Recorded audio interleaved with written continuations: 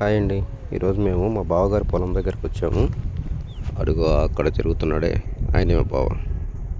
ఈయన ఈ పొలంలో వచ్చి ఈ బాలాజీ రకం నిమ్మ చెట్లు వేసి ఉన్నాడు. చూడండి, ఇవి ఇక్కడ నాటి దాదాపు ఇప్పటికీ ఒక 6 నెలలు అయిందండి.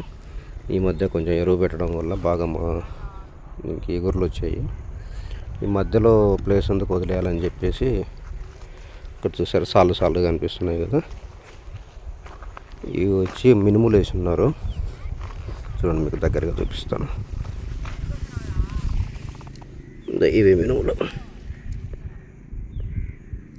ఇవి ఇంకా పిందెలుగా ఉన్నాయి, కాయలు పెద్ద అవ్వాలి. కాకపోతే వీళ్ళు ఏమని చేశారంటే ఈ కలుపు తీయకపోవడం వల్ల ఈ మినుము చెట్లు పెద్దగా పెరగలేదు, ఇంకా పొట్టిగానే ఉన్నాయి. సరే, ఇదంతా కూడా అదే పొలం. వీటికి ఒక సాల్మ వచ్చేసి నిమ్మ చెట్లు నాటారు. వీటిని చూసారా, కలుపు మొక్కలు ఇవి చాలా డేంజర్ అండి. వీటిని వయ్యారి బాము అంటారు.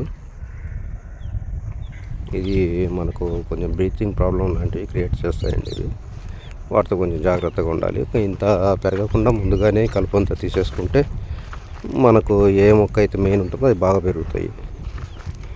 వీటి మధ్యలో ఈ బత్తాయి చెట్లు ఒక 3-4 నాటి ఉన్నాడు. మీకు అవి కూడా చూపిస్తాను.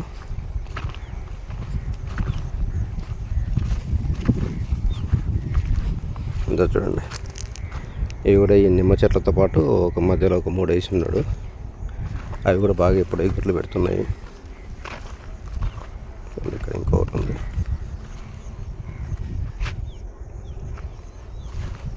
అండ్ ఇలా ఎరువు వేసుకోవడం వల్ల ఈ మధ్యన ఒక 1 మంత్ బ్యాక్ ఎరువు వేసారండి దీనికి. దానివల్ల చూడండి ఎగురులు ఎంత బాగా వస్తున్నాయో.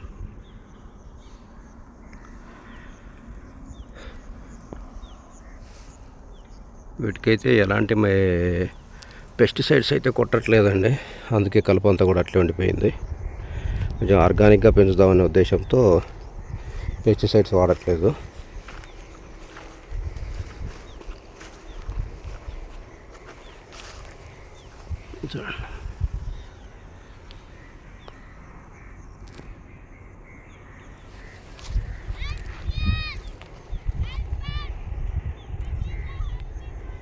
పిల్లలు కూడా వచ్చారు, బాగా ఎంజాయ్ చేస్తున్నారు పొలంలో అటు ఇటు పరిగెడుతూ. సాయంత్రం సన్సెట్ ఎంత అందంగా ఉంది కదా. ఓకే అండి, ఈ వీడియో మీకు నచ్చినట్లయితే లైక్ చేయండి. Thank you.